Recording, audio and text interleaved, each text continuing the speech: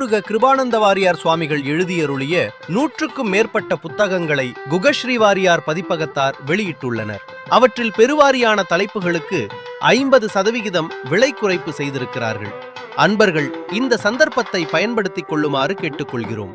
மேலும் விவரங்களுக்கு தொடர்பு கொள்ள வேண்டிய தொலைபேசி எண் 0428457666 மற்றும் அலைபேசி எண் 9840855049. நன்றி.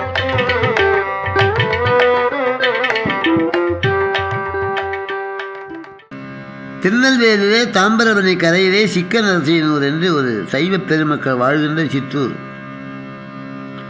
அங்கே நயனாப்பிள்ளையுடைய வீட்டிலே சுவாமிகள் மேல் மாடியிலே தங்கியிருந்தார். சுவாமிகள் பகல் 12 மணிக்கு ஒரு வேளை தான் உண்பார்.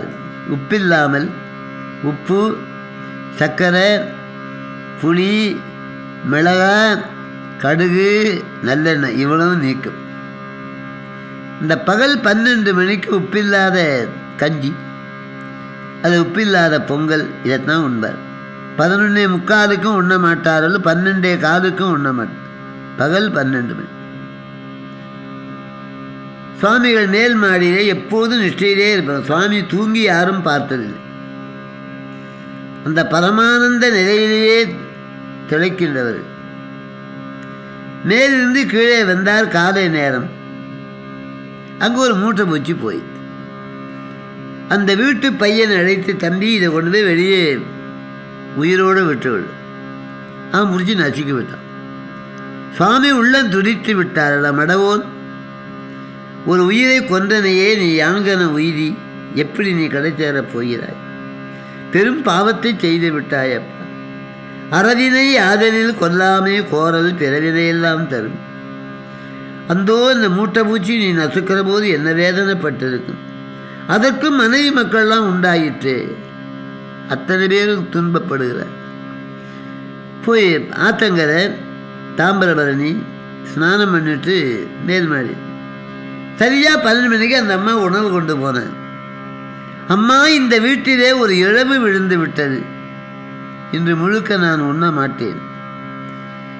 அந்த அம்மா ஒன்றும் புரிய, இழவா சுவாமி என்ன சொல்லுகிறீர்கள்? அம்மா, ஒரு இழவு விழு. என்ன சுவாமி? இந்த மூடன் மூட்டை பூச்சி நசுக்கி விட்டான். மூட்டை பூச்சியும் உயிர் தானே அம்மா. ஆன உடம்பிலையும் பூனை உடம்பிலையும் ஒரு உயிர் தானே இருக்குது. ஒரு இறந்து போனால் இந்த வீட்டில் சாப்பிட்ற வழக்கம் கிடையாது.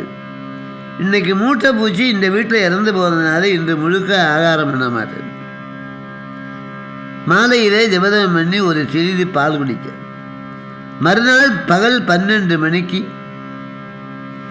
நீராடி விளக்க பார்த்து சாப்பிட்டார். ஒரு மூட்டை பூச்சி இறந்ததற்கு சுவாமி பட்ட பாடு.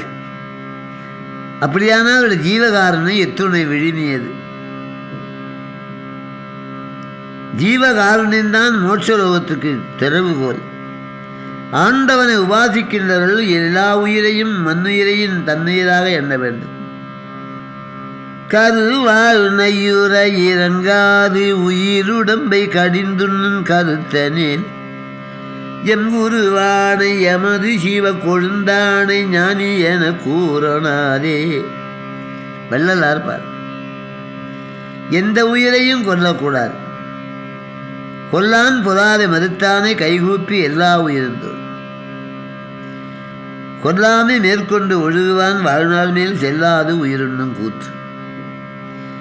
இந்த கொல்லாமை என்ற விதத்தை சுவாமிகள் கடைப்பிடித்தவர்கள்.